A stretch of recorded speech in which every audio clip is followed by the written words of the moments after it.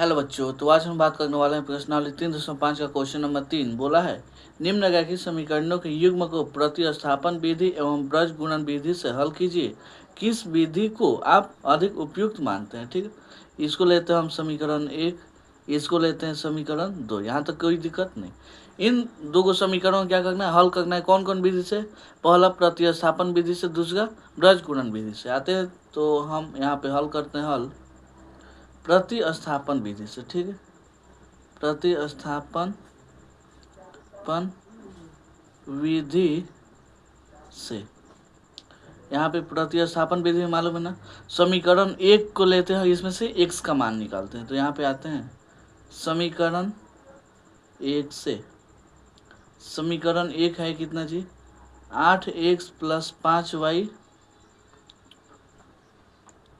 चलिए यहाँ पे 5y हो जाएगा, i = 9। यहाँ पे 8x को 8x कर दीजिए, 9 ये 5y प्लस में था, इधर आ गया तो माइनस में हो गया। यहाँ से x 9 - 5y, ये वाला 8 इधर गुणा में था, इधर आ गया तो भाग में आ गया। इसी x के मान को हम समीकरण 2 में रखेंगे। तो इसको हम ले लेते हैं समीकरण 3। यहाँ पे अब आते हैं x के मान को समीकरण 2 में रखने पर,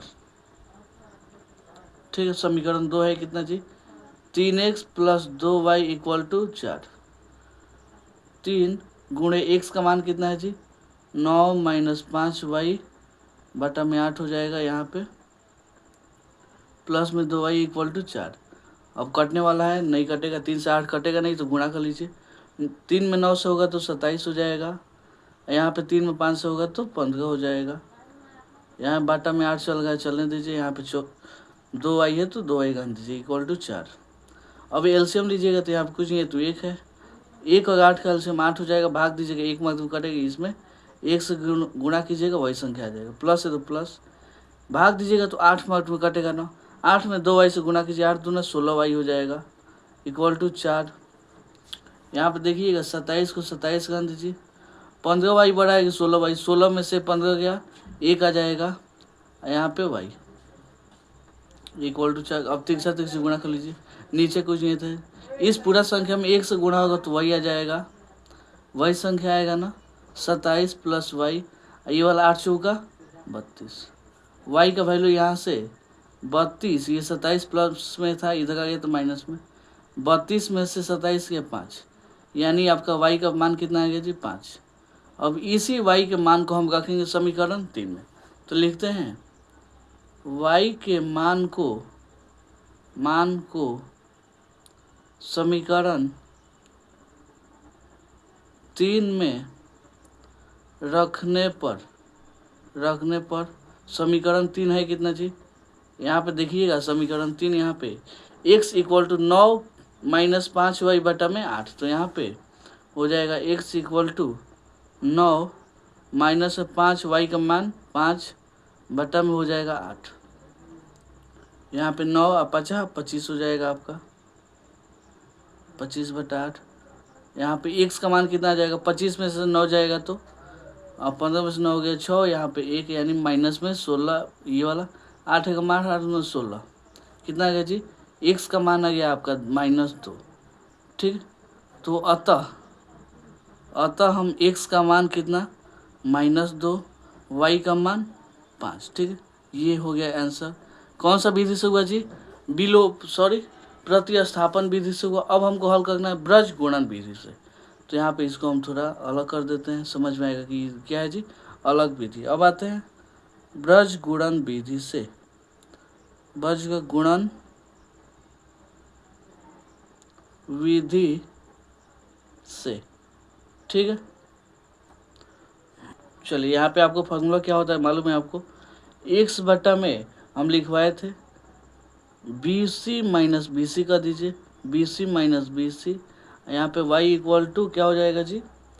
CA - CA। यहाँ पे 1 = क्या हो जाएगा जी?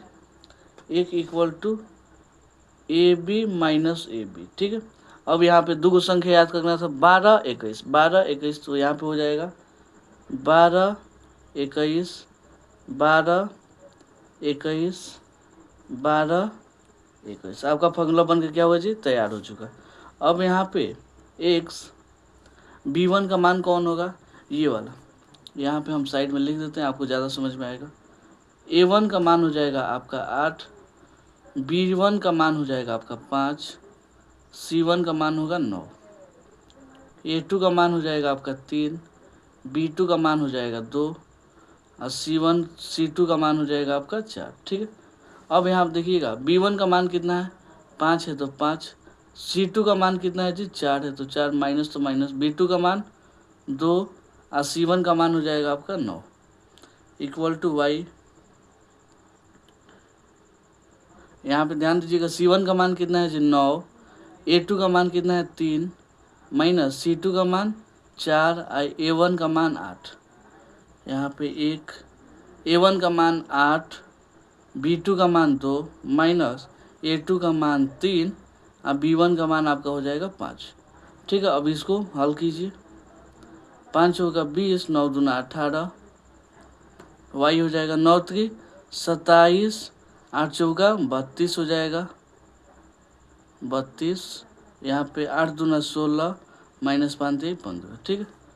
x इक्वल टू 20 में से 18 गया 2, y इक्वल टू 27 में से 32 जाएगा ना, तो 32 में से 27 गया 5, किस में होगा, माइनस में, ये वाला एक बार इसको हम रखेंगे इसके बराबर, एक बार इसको इसके बराबर, तो यहाँ पे लिखते हैं x/2 इक्वल टू 1/1 और